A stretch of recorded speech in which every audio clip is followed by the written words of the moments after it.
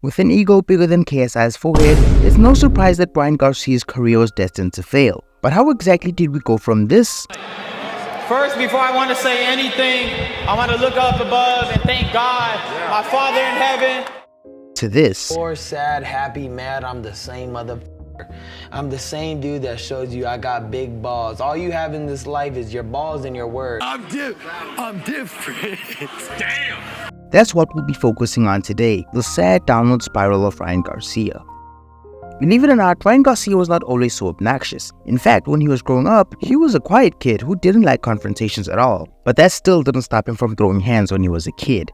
Tell me, let you remember? I beat this kid up. His name was Deba. Oh. Hilarious, right? It's like from Friday. So basically, it's clear that Ryan needed to learn how to fight if his life was going to keep on going this way. And luckily for him, that wouldn't be much of a problem since he came from a family that really loved boxing. At age 15, Ryan Garcia made his amateur debut. In 2021, well, he held a WBC interim lightweight title. He was doing great in the ring. He was undefeated until he fought Gervonta Davis, who was also undefeated by this point. The fight was already a spectacle, even before both men entered the ring, and they would even manage to sell over 1 million pay-per-view buys. It was streak versus streak, superstar versus superstar, and both men needed to win this fight. Garcia shows up as Davis lands a left, goes to the body, up the right hand, and Garcia with his best moments of the fight. Reach out there, Garcia. And that's when this happened. He's been able to get in. Another left hook and a right hand by Garcia. And now, oh, Garcia forced to take a knee. Tank would beat Ryan Garcia by knockout on the 7th round, giving Ryan his first professional loss. And Ryan being, well, Ryan, he had everyone to blame but himself. He would give excuses like that he had sustained a broken rib while he was training. My rib got separated because I was losing so much weight. And this dude does a video, right? The one that did this to me and goes, Ryan, are you okay? It's like, I'm sorry I hurt your rib. I caused you to lose Gervonta. I was like, what is he talking about? He would further insinuate that he had a mole in his camp, giving away information to Davis. How did Gervonta know that my rib got separated while I was in the fight? Or before the fight? How do you think they got the information? You got to pay. Who do you think told me that they paid? So I know how much money it takes to betray Ryan Garcia. Ryan might have been telling the truth, but that still didn't matter to the public because they had comments like these. You weren't betrayed, you were beaten. Blaming relationships as an excuse for losing a fight? Wow. Nobody comes into a fight at 100%. Win, lose, or draw, you congratulate your opponent. Well, we have two options here. Either Ryan was telling the truth, or Gervonta is just a really good fighter. But before you make a decision, I just want you to look at this video. The kick to the body. So much punishment to the body. That's a 286-pound Brock Lesnar in his prime being rocked by a simple liver shot. And take a close look at how it happened. It looked like nothing for a second until the aftertaste started to sink in. Same with Garcia. He took a liver shot and lost the match. So even if he was 100% before the fight, he was still going to lose. Because if a shot to the liver can take out Brock Lesnar, I'm pretty sure it could take out skinny Ryan. Garcia wasn't only failing in the ring though, but also outside of it.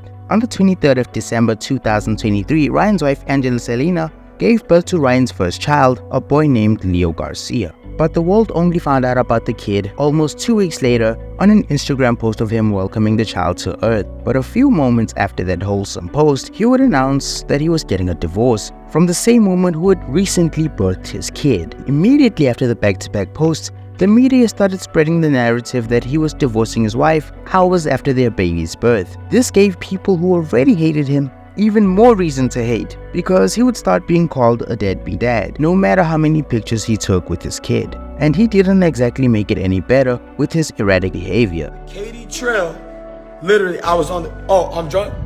Say less. I was on the Katie Trail, and I told the women, do you support pedophiles? She looked me in the eyes and says, absolutely, with a thumbs up. That is crazy. And yes, I'm running for president. I'm not even kidding. At one point, he would even announce his own death with this post. March 3rd, Sunday 2024, we slit RG throat. and throw him in a basket, nobody will find him. Many thought that he was just trying to troll for publicity since he had an upcoming fight against Devin Haney, but they would begin to take him more serious when his ex-wife would plead for her followers to pray for him. But that changed nothing for Ryan, because a few days later he would say that he was kidnapped and forced to witness some of the worst crimes imaginable. All right, talk to us. Bro, I don't give a bro. They held me down and they made me watch little kids get raped. I don't give a anymore. I'm not joking, bro. I have proof. Who? You know the higher elites, bro. You already know who they are, bro. You have proof of this on your phone? Yes, of course I do. What the you talking about? Crazy or not, Ryan still had an upcoming fight against Devin Haney, and at first no one really paid attention to their match other than a few hardcore boxing fans. But after Ryan's cryptic posts, everyone wanted to see how he would do in the ring. He practically underestimated Devin, so much that you'd think he was fighting a rookie and not an undefeated champion. Singing one of my songs between the rounds and just like, no. You want to hear one of my songs?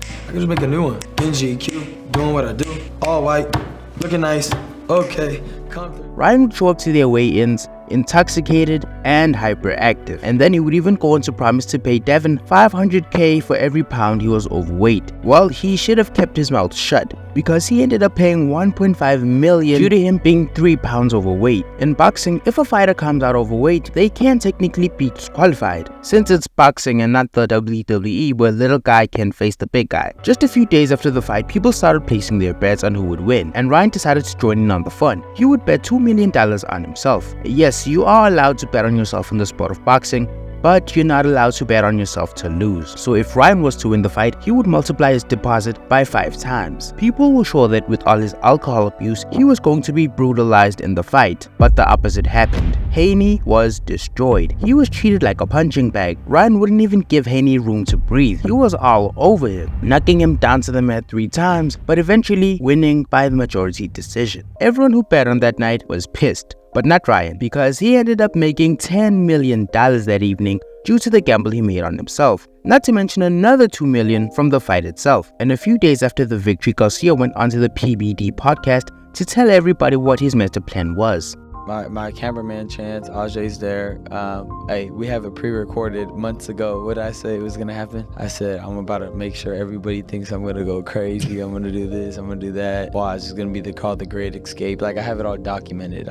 But Ryan's victory was short-lived, because a few weeks after the fight, it would be announced that Ryan tested positive for a performance-enhancing drug, specifically Ostarine, and Devin Haney didn't skip a beat to try and save his credibility after his embarrassing defeat. During the build-up, we've seen a lot of interesting things from him. You know, we've seen his character, we've seen the guy cheat. Ryan, though, didn't hesitate to defend himself either. Weirdos, bro, they're trying to take a young Christian man down. I would never, ever take steroids in my life, and we already know that. I don't cheat, bro. This is God-given. Ryan might have been right, because he was only found with 3 milligrams of the drug, which isn't really enough to make much of a difference in an athlete's fighting. But that still didn't help much, because Ryan would get his victory removed from him. And Haney, on the other hand, got the loss stripped of his record. Therefore, he is still undefeated. But boxing would be the last thing on Ryan's mind, because weeks after the scandal, his mom would be diagnosed with cancer. And to make it even worse, he would be arrested for vandalism after allegedly causing $15,000 worth of damage to a Beverly Hills hotel. And the next week, he went viral for his drunken behavior at a poker game. Is he gonna chug that whole thing? All right, only half. Actually,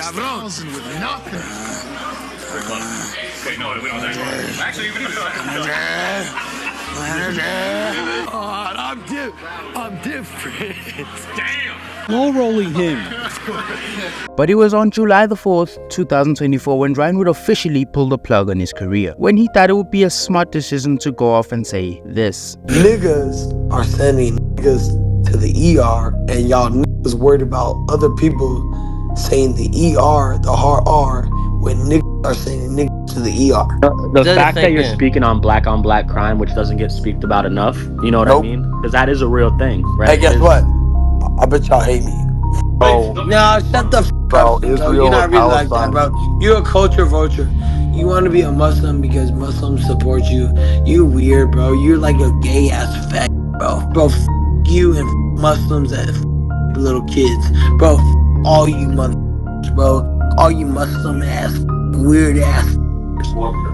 In less than 24 hours after his little rant, Ryan's 1-year ban for doping wouldn't matter anymore because he was now permanently expelled from the WBC. But he didn't care at all. But I'm not apologizing for nothing. You ain't gonna catch me apologizing for nothing. If you made it this far, please don't forget to subscribe for Ryan to finally get therapy.